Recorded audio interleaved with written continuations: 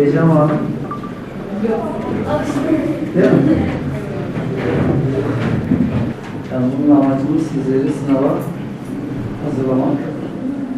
Yani o sınav stresini, heyecanı bunu tatmış olacaksınız. Antrenman yaptırıyor size yani.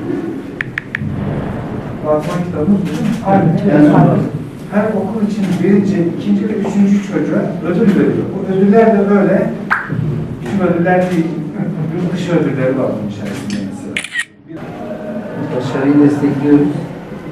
Amacımız sizlerin çok daha iyi ileri noktalara gelmesi, eğitimde başarı yakalamanız.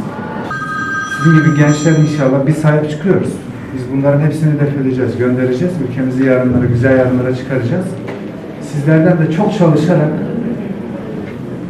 yarın inşallah bu sıkıntılara göğüs gerecek imanlı nesiller olmanızı istiyoruz.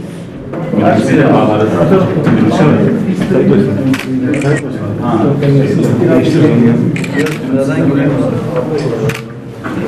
Verilmiş, hazırlanmış. Teşekkür ederim.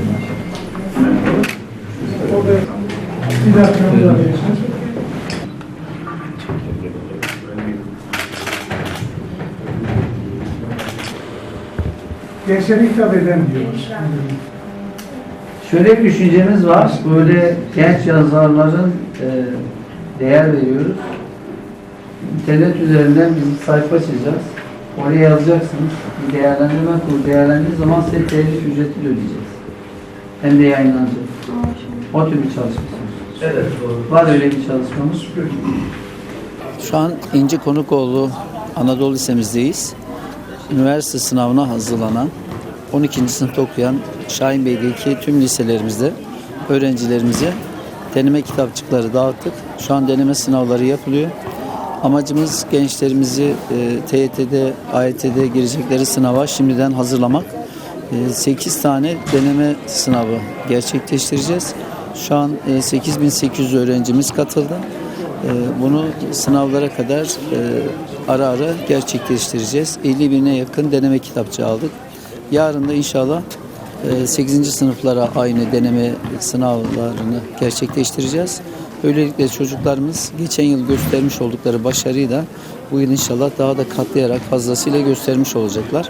Şahinbey Belediyesi olarak 2 milyona yakın soru bankası ve deneme kitapçığı dağıttık. Bununla öğrencilerimiz sınavlara hazırlanıyorlar. Bunun yanı sıra çocuklarımıza yine gençlerimize okuma kitapları dağıtıyoruz. Şu ana kadar 11 milyon 600 bin kitap dağıtarak öğrencilerimizi okumaya teşvik ediyoruz. Ben okuyorum, Gaziantep okuyorlar. Gençlerimiz geleceğe çok daha güzel hazırlanıyorlar. Şimdiden tüm gençlerimize girecekleri sınavlarında ve hayatlarında başarılar diliyorum. Bunu da Türkiye'de yapan 922 ilçe içerisinde tek ilçe Şahinbey Belediye'miz. Bu yıl 12 bin öğrencimize 72 bin kitap, herhalde toplamda da bir 11 milyonu geçen kitap sizinle buluştu. Evet.